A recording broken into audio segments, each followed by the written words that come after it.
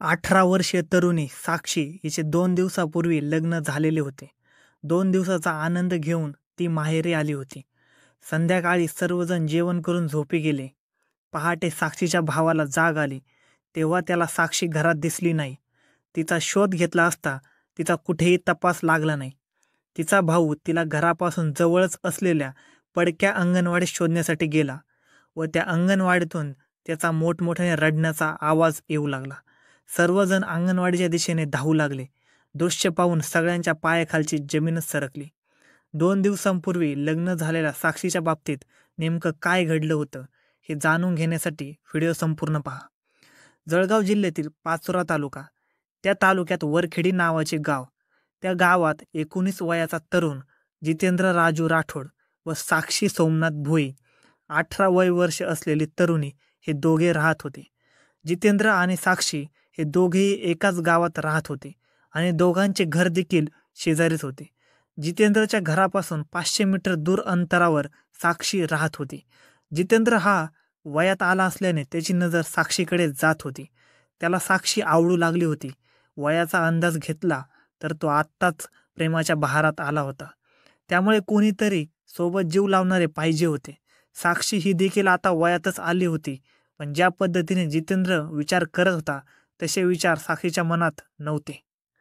शेजारीच राहत असल्यामुळे दोघांचे बोलणे चालू होते. बोलण्यातून आणि दोघांच्या भेटीतून दोघांना एकमेकांवर प्रेम जडले. जितेंद्र हा साक्षीवर प्रेम करू लागला. दोघांच्या भेटीतून कधी प्रेम झाले हे दोघांनाही कळाले नाही. साक्षी ही देखील जितेंद्रच्या प्रेमात पडू लागली होती. घरातील परिस्थिती आणि आई वडिलांचा कसलाच विचार न करता दोघांनी प्रेमबंधनात अडकण्याचा निर्णय घेतला. ग्रामीण भाग असल्यामुळे काही जरी विषय झाला तर तो गावभर पसरतो. त्यामुळे ते गावाच्या रस्त्याच्या कडेला पडक्या अंगणवाडीत भेटू लागले. दोघांच्या भेटीचे ते एकमेव ठिकाण झाले होते, कारण त्या ठिकाणी आजूबाजूचे त्यांना कोणीही पाहू शकत नव्हते. त्यामुळे पडकी अंगणवाडी ही त्यांना भेटण्याची जागा होती. दोघांच्या प्रेमात कोणाचाही अडथळा नव्हता. जितेंद्रच्या घरात आई वडील आणि 3 बहिणी असा परिवार होता, तर साक्षीच्या घरात आई वडील भाऊ असे कुटुंब होते. जितेंद्र राठोड याचा परिवार मोलमजुरी करतात व साक्षीचे कुटुंब मासे विक्री करून उदरनिर्वाह करतात. जितेंद्र हा नुकताच 12वीची परीक्षा उत्तीर्ण झाला होता. दोघांचा प्रेमाचा बहर येत असताना घरातील मंडळींना या दोघांच्या प्रेमाचा अंदाज आला. त्यामुळे दोन्ही कुटुंबातील लोकांनी एकमेकांना समजावून सांगितले, तरी देखील साक्षी आणि जितेंद्र यांच्या भेटी चालू होत्या. समजावून सांगितले तरी साक्षी ही जितेंद्र याला भेटते, कुटुंबाची बदनामी होईल. त्यामुळे साक्षीच्या वडिलांनी साक्षीसाठी मुलगा शोधायला सुरुवात केली. घरातील लोक विवाह करण्यासाठी मुलगा पाहत आहे हे जेव्हा साक्षीला कळाले तेव्हा तिने जितेंद्र याला सर्व प्रकार सांगितला. त्यामुळे जितेंद्र आणि साक्षीने लग्न करण्याचा विचार केला.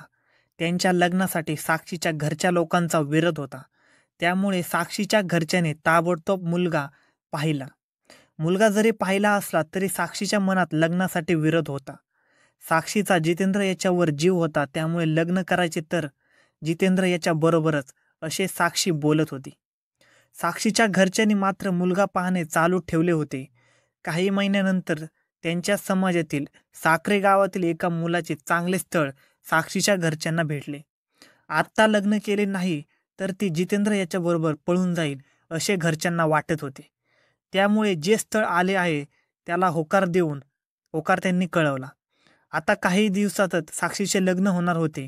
तिचे लग्न होणार असल्यामुळे जितेंद्र हैराण झाला होता, कारण त्याला काहीच करता येत नव्हते. दोघांचे प्रेम हे अर्धवट राहिले होते. साक्षी हिचा देखील दुसऱ्या मुलासोबत लग्नाला विरोध होता, तरी देखील घरचे लोक बळजबरीने तिचे लग्न लावून देत होते. ज्या दिवशी मुलगा पाहिला त्याच्या काहीच दिवसामध्ये साक्षीचा दुसऱ्या मुलाबरोबर साखरपुडा उरकून घेतला. साक्षीच्या मनात नसले तरी घरातील लोकांच्या दबावापुढे ती लग्नाला तयार झाली होती. 23 जूनच्या दिवशी साक्षीचा विवाह ठरला होता. त्यामुळे लग्न करणे साक्षीला भाग पडत होते.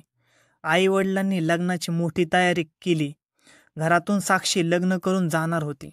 गावातील तसेच पाहुण्या मंडळींना पत्रिका वाटपाचा कार्यक्रम देखील झाला होता. काही दिवसातच साक्षी विवाह बंधनात अडकणार होती.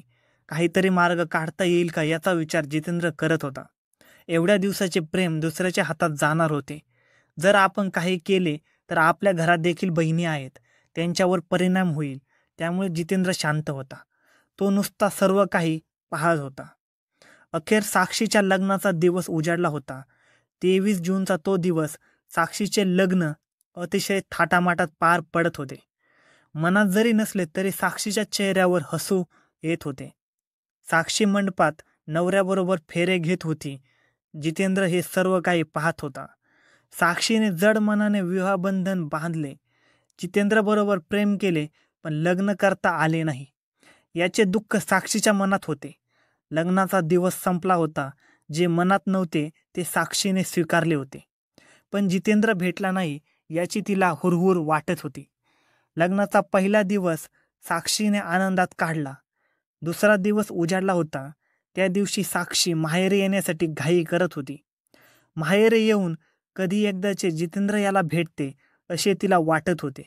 त्यामुळे तिचे सर्व लक्ष गावाकडे लागले होते. 25 जून रोजी साक्षी माहेरी आली. माहेरी आल्यानंतर जितेंद्रकडे जायचे होते, पण घरातील लोक साक्षीला सोडायला तयार नव्हते. लग्न झाल्यानंतर पहिल्यांदा साक्षी घरी आली होती, त्यामुळे घरातील लोक आनंदात होते. साक्षीच्या बाबतीत जो काय भूतकाळ होता तो विसरण्यासाठी घरचे लोक तिला समजावून सांगत होते. जे काही झाले ते तुझ्या चांगल्यासाठी झाले आहे. आता तुला आयुष्यात काही कमी पडणार नाही, त्यामुळे भूतकाळ विसरून जा असे सांगत असताना साक्षी फक्त मान डोलावत होती. कारण तिच्या मनात जितेंद्र याच्याबद्दल प्रेम कमी झाले नव्हते. साक्षी माहेरी येऊन 2 दिवसाचा कालावधी झाला होता. जितेंद्र आणि साक्षी यांची या 2 दिवसात भेट झाली. झाले ते झाले, आता पुढे काय करायचे असा दोघांचा विचार झाला. मला हे लग्न मान्य नाही असे साक्षी जितेंद्र याला बोलत होती. तू माझ्याबरोबर नाही तर मी पण जाणार नाही असे बोलत असताना जितेंद्र आणि साक्षीने रात्रीच्या सुमारास घराच्या पाठीमागे असलेल्या पडक्या अंगणवाडीत भेटायचे ठरविले. 26 जूनच्या रात्री साक्षीने घरातील सर्वांबरोबर गप्पा मारल्या, जेवण केले आणि झोपी गेली. पहाटे 3 वाजण्याच्या सुमारास साक्षीच्या भावाला जेव्हा जाग आली, भावाला जाग आल्यानंतर घरात त्याला साक्षी दिसली नाही. घरातील लोकांच्या मनात जी भीती होती त्याचा संशय येऊ लागला होता. साक्षी घरात कोठे दिसत नाही. जितेंद्र याच्याबरोबर पळून गेली असावी असा अंदाज काढला गेला. घरातील सर्व लोक शोध घेत होते, पण साक्षी कोठे दिसून आली नाही. त्यानंतर जितेंद्र याचा शोध घेतला. त्यावेळी जितेंद्र पण घरी आढळून आला नाही. त्यामुळे आता दोघांच्याही घरच्यांना पक्की खात्री पटली की दोघेही पळून गेले. साक्षीच्या भावाचे घरच्या पाठीमागे असलेल्या पडक्या अंगणवाडीकडे लक्ष गेले, कारण दोघे त्याच ठिकाणी भेटत होते. तिचा भाऊ अंगणवाडीच्या दिशेने गेला. त्यावेळी समोर धक्कादायक चित्र दिसले. समोरचे चित्र पाहून साक्षीच्या भावाने मोठ्याने रडायला सुरुवात केली. अंगणवाडीतून रडण्याचा आवाज ऐकताच सर्वजण तिकडे धावले. त्यामुळे साक्षी आणि जितेंद्र हे दोघेही सर्वांना सोडून निघून गेले होते. दोघांनी एकाच दोरीने गळफास लावून आत्महत्या केली होती. त्यांनी एकमेकांवर खरं प्रेम केलं होतं, त्यामुळे शेवटच्या घटकापर्यंत दोघे बरोबर राहिले. घरच्या लोकांच्या विरोधामुळे साक्षीचे लग्न झाले होते. बळजबरीने झालेले लग्न साक्षीला मान्य नव्हते. अखेर तिने जितेंद्र याच्या बरोबरच शेवट केला. धन्यवाद मित्रांनो. क्राईम कट्टा या चॅनेलला सबस्क्राईब नक्की करा.